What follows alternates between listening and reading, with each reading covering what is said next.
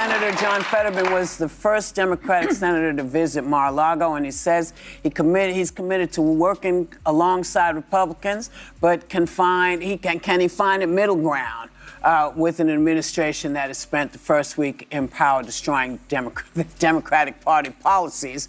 And, you know, let's say, he's a little shaky with democracy. I believe it's only been a week since the former president has retaken office. You were there at inauguration. He's been attempting to flex his power. But are you surprised by anything?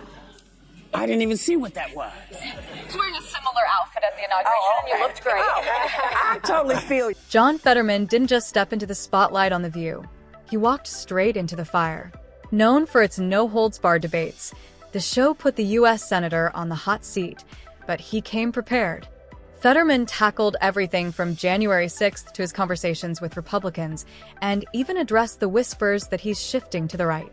Love him or hate him, one thing's clear: he doesn't dodge tough questions.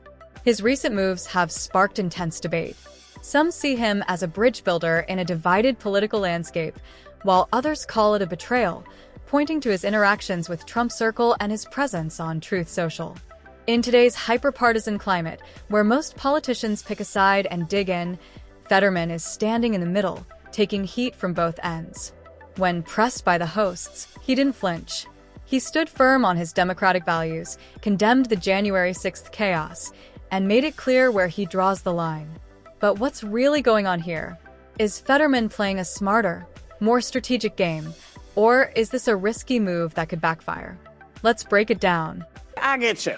But are you surprised at anything you've been seeing, or do you anticipate that there's going to be changes that we should be prepped for that we're not thinking about? I mean, honestly, I haven't been surprised by anything now. I mean, he's been doing essentially what he actually campaigned on that. Mm-hmm. He announced he is going to pardon the J6 individuals. He is going to absolutely go after the border.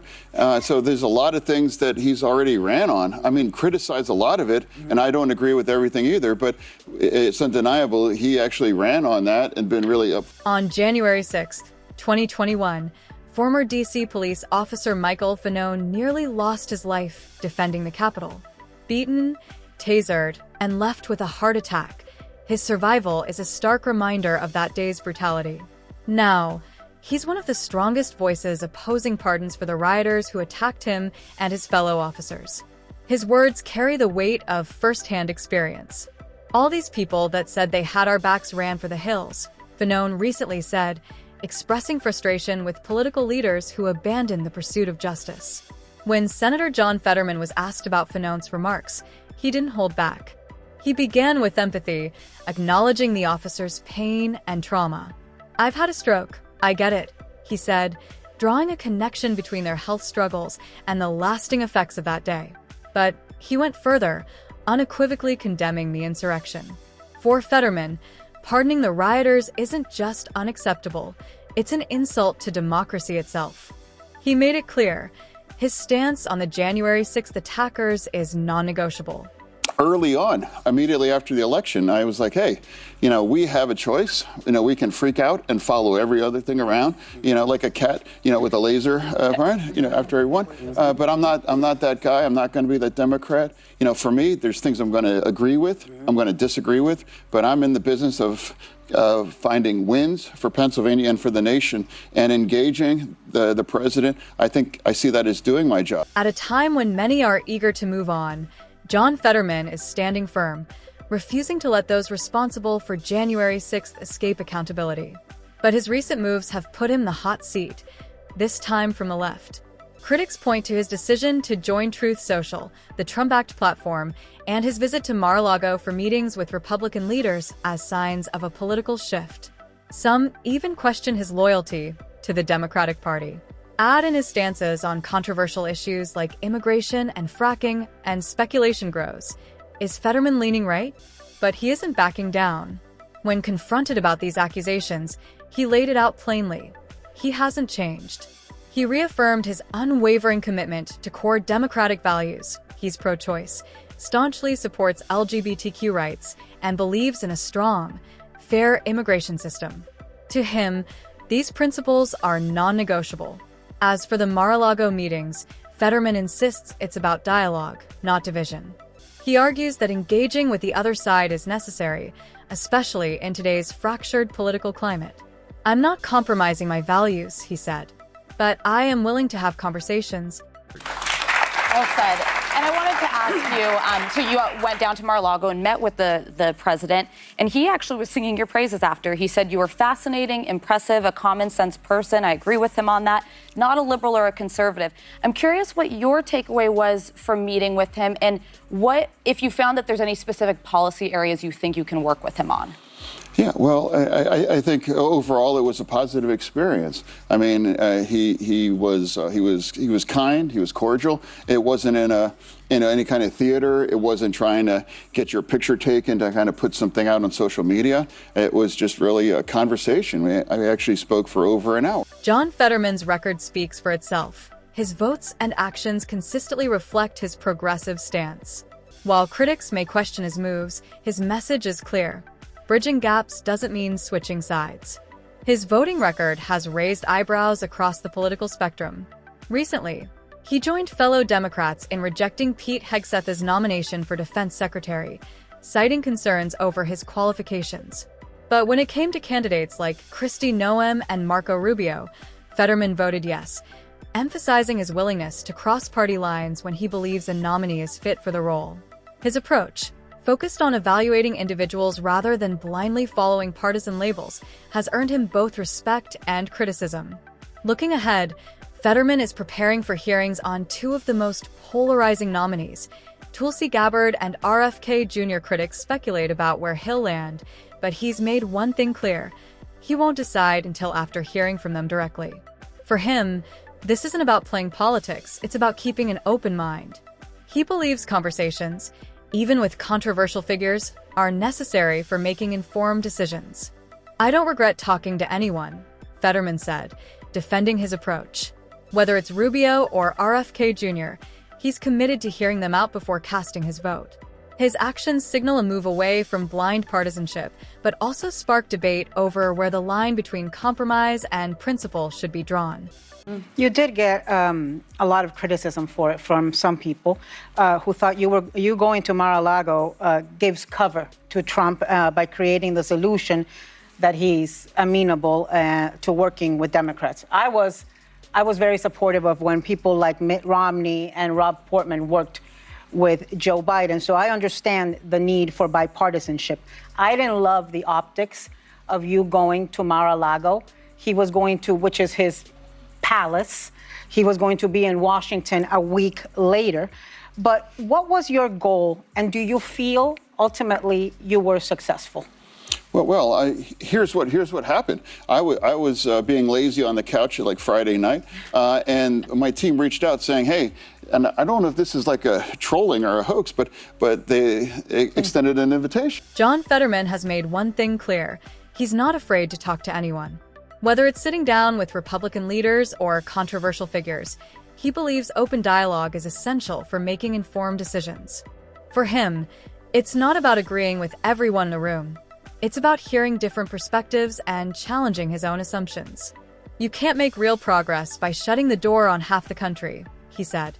Fetterman insists these conversations have been eye-opening. Engaging with opponents has helped him better understand the issues at stake, and he argues that it's not about ideological compromise, it's about finding real solutions. He sees value in this approach, especially in today's deeply divided political climate. But not everyone is convinced. Critics argue that these meetings create the impression of ideological drift, fueling speculation about his commitment to democratic principles. Fetterman pushes back, insisting that transparency and fairness drive his decisions. "I haven't changed my values, and I'm not going to," he says. Instead, he argues that talking with those who disagree isn't a weakness, it's a strength.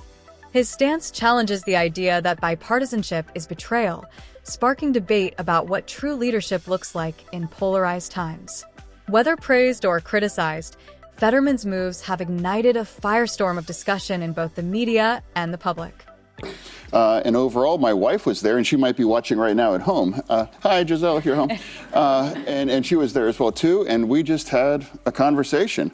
And one of the things, can we agree on? Well, one of the things that was easy, like the Dreamers. The Dreamers, immigration, that.